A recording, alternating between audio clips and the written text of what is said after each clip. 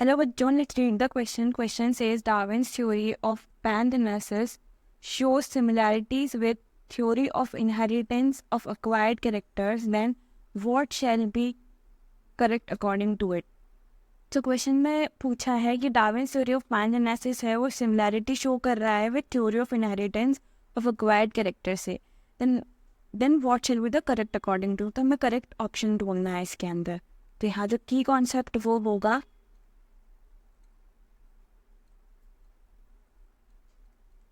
वो होगा physical basis of inheritance.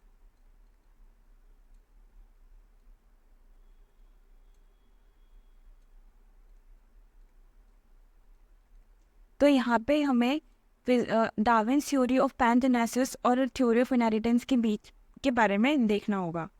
तो सबसे पहले हम बात करेंगे डार्विन्स थ्योरी ऑफ पैनजेनेसिस के बारे में.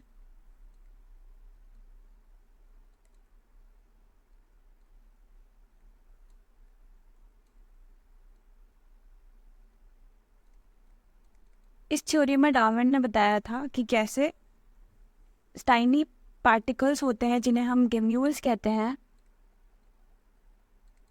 वो ऑफस्प्रिंग में पास ऑन हो जाएंगे क्योंकि नेक्स्ट जनरेशन होगी थ्रू रिप्रोडक्टिव सेल.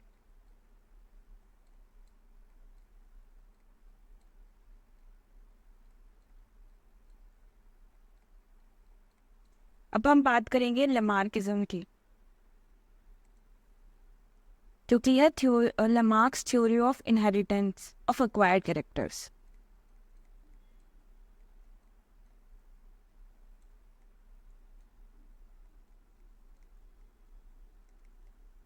इसमें लेमार्क ने कहा था कि एक्वायर्ड कैरेक्टर जो ऑर्गेनिजम्स अपनी लाइफ टाइम में एक्वायर करेगा ट्रेट्स को वो पास ऑन कर देगा नेक्स्ट जनरेशन में. सो इसमें इन्होंने कहा था कि एक्वायर्ड ट्रेट्स जो होंगे ऑर्गेनिज्म में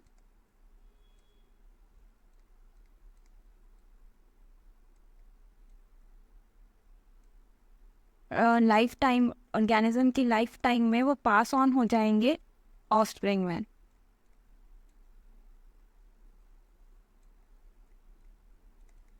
तो इन दोनों के बीच, दोनों थ्योरीज के बीच में सिमिलैरिटीज क्या हो गई? सिमिलैरिटीज बिटवीन बोथ थ्योरीज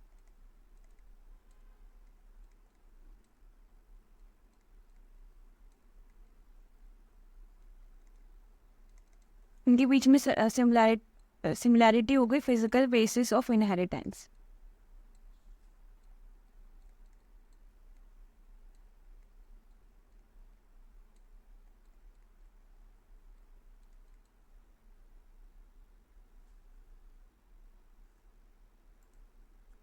तो यहाँ पे हम फिर से क्वेश्चन को रीड करेंगे. क्वेश्चन में कहा है कि सिमिलैरिटी बतानी. तो हम पहले क्वेश्चन को रीड करेंगे. पहले क्वेश्चन में पूछा है कि useful organs become strong and develop while useless organ become extinct. These organ help in struggle for survival. तो ये इनकरेक्ट हो जाएगा क्योंकि ये एसोसिएटेड है डार्विन के नेचुरल सिलेक्शन की थ्योरी से.